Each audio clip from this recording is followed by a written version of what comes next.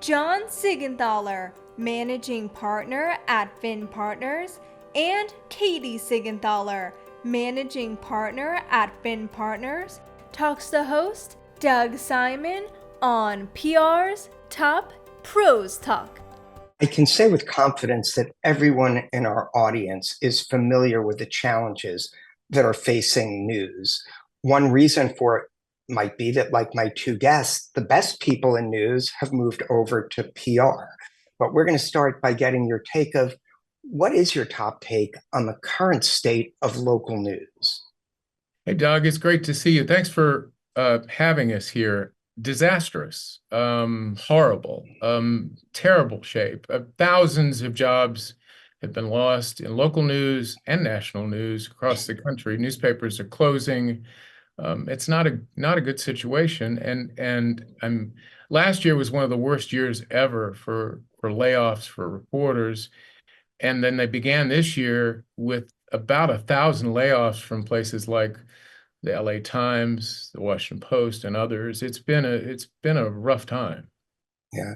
And we try and bring optimism on the show. So we'll see if we can get a little sliver of hope out there. There's not a lot. There's not a lot these days. Your study does offer some hope. Well, one of the things we've seen in the National Association of Broadcasters have reported when it comes to local TV news, the amount of Spanish language content has actually doubled and English language content is up 30 to 40%. Katie, maybe you can share some thoughts on how these changes, while maybe not ideal for the world at large, but might be beneficial for PR and communicators and might be affecting some of the strategies and approaches that we're taking.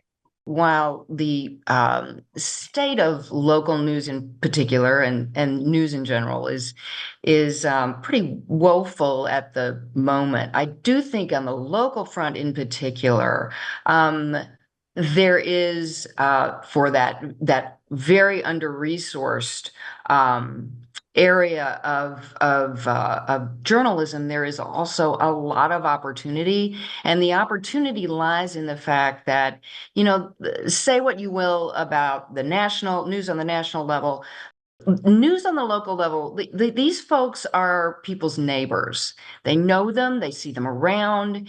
And so I think that if there is a trust factor, it would be in those areas that you're talking about. It would be at the local level. It would be at the micro level. It would be at the for those who are Spanish speaking or who, for whom English is a second language, those outlets that cater to their needs. I think if there is trust at all, it's at that level. And I think that's where there is opportunity for people in our line of work. I also think there is some opportunity when it comes to pitching stories for PR professionals, because there are fewer reporters. I think local news in many markets rely on PR professionals to provide them with some content. And Right. I know that your survey suggests that one of the ways to do that is to do a satellite media tour. And I think that's a great idea. What it offers clients is the opportunity to get onto broadcast television. And it also offers some content for local news where they don't have to pay so much. Yeah, and there's some interesting findings in the survey you referenced that producers by a 3-to-1 margin prefer to actually interview an in-house spokesperson rather than a third-party hired expert. And getting back to what Katie said about trust, in our survey, by an 85 to 15% margin, both Democrats and Republicans preferred and trusted local TV news over social media. By a 2-to-1 margin, it was local TV news over network news. And I'm sorry, John, that could be tied to you leaving in the network role. Without a doubt. So strong. It might be cause and effect. I don't know if we Well, change that. in my experience, it also feels as though that those local outlets are more willing to work with you. They'll often get it wrong, but we all get it wrong, right? And they're more willing to work with you to make it right. They are more interested in building relationships, and they do need and are a little bit more inclined to admit it. They do need those stories, and I think that when you see all of the issues that we in our profession are trying to get out there before audiences, when you see the walls that we have to break down, and when you understand that for all of us, the very best way to tell any story is through the eyes or the experiences of one individual or a group of individuals, that's where local news really excels. And if you're willing to work with them to simplify that story so that they can get that information to their audiences through story, they tend to be extremely receptive to that. We've seen that with interest in AI stories, if they can be explained about how they're relevant to audience. One of the reasons I was excited, one of the many reasons I was excited to have the two of you on the show is your commitment to ethical behavior. Now, going back a while, PR was considered spin doctors. The news was hugely trusted going back a while. That might have even switched. Has the role of PR to be ethical gained in importance with all these changes that are happening with news at the local level and national level as well?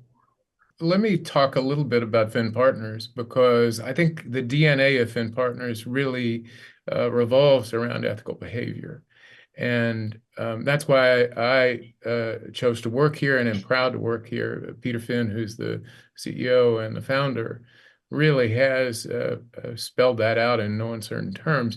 But I think these days, because there are fewer reporters and because even newsrooms rely on public relations to deliver them information, it has to be the most accurate and fair and tells a story in a way that reporters understand. Clients can tell their own stories through these publications and broadcast media as well. It's not just broadcast for video. Obviously, newspapers are doing it too, and they're inviting clients to talk about any number of important issues, local issues that matter to the community. You touched on the layoffs affecting the industry, and that's also bringing more responsibility on PR professionals. I would absolutely agree, and I think that it makes it both easier and very, very important that we as PR professionals adhere to a code of ethics that eschews a constant obfuscation of what it is we're after, right? There's no question that we are working on behalf of clients who, frankly, and I think because I'm a finster, right? I have that Fin ethos is that we represent people who we believe have our similar values, right? So I'm out there every day working on behalf of clients I really believe in, and I really value, and I value what they're trying to bring to the world, whether it's on the manufacturing side or whether it's on the environmental protection side. I believe in these clients, and so I adhere to, and I know John does, and people across Fin do, a policy of being very upfront right away with who I represent, what it is I'm about, what I want to say, and what I believe my clients have to offer, and what they have to offer the particular venue, the particular channel, the particular news outlet that I'm approaching. And I think that's a really good way to move forward in general across the board. Yeah, and since you're both so thoughtful, I'd like to ask something we haven't discussed previously, but this changing news environment, how is that being affected by the disinformation that's out there? Because there used to be trusted sources for it, but now there are groups proactively, and depending on where you stand and what your opinion is about things, you think one side or the other is all about disinformation. Is there a way that PR can play a role in trying to clean that up and also protect clients from disinformation? Because that can be a very tricky challenge. it's the $64,000, $64 million question. We are running into this. There's no question about it, particularly as we see clients under fire, really for example, for their petitions vis-a-vis others' extreme values, right? So if a position, for example, is against is in support of DEI, that can become an issue. If a position is in support of you know open access to information and use of AI, that can become an issue, right? And that can bring you that can bring clients really unwanted attention that they never saw coming. And they can find themselves under attack in ways that are often very unfair.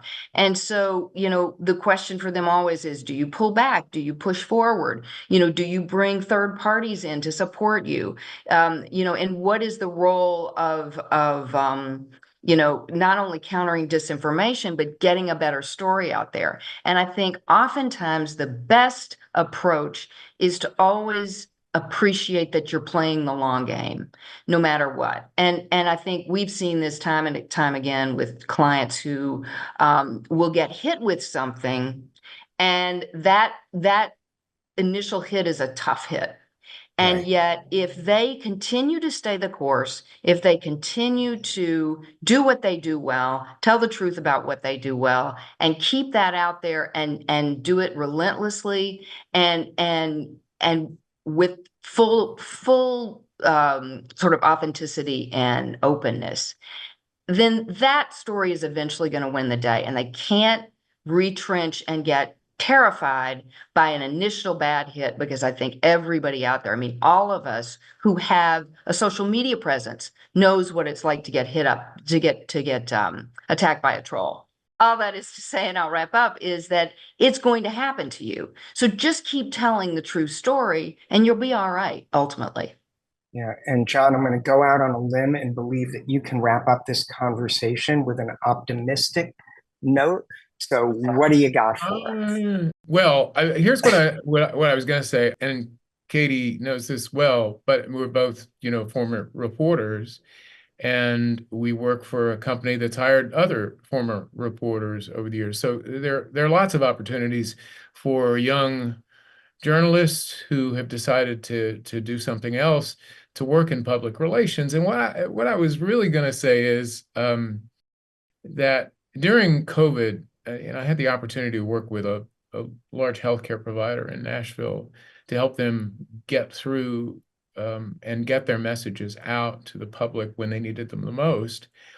And it was one of the most satisfying, rewarding experiences of my life, even compared to some of the work that I did at NBC News. There's some great work to be done, and real opportunities for public relations professionals who may have had an interest in journalism or decided to go to school in public relations to get a job, a rewarding job that allows you to do some of the things you did as a reporter. One of the most important things, back to ethics and misinformation, is to tell the truth. And if you tell the truth, people are going to trust you. If you don't tell the truth, if you misinform in any way, they won't. And you won't be able to do the job that you need to do. Katie, do you want to put a cherry on top of this, or maybe something even more healthy as a food reference? Just keep telling it. On both sides, that is incumbent upon us all. Just keep telling the truth. It will win out ultimately. We are now in an era where it will take time, but don't give up. Be honest with the people who you're dealing with at every level, and we'll get those good stories out there, and they'll have an effect, and they'll better the world. Thanks to both of you for sharing your great insights. Really appreciate it. Good to see you, Doug. Thank you, Doug.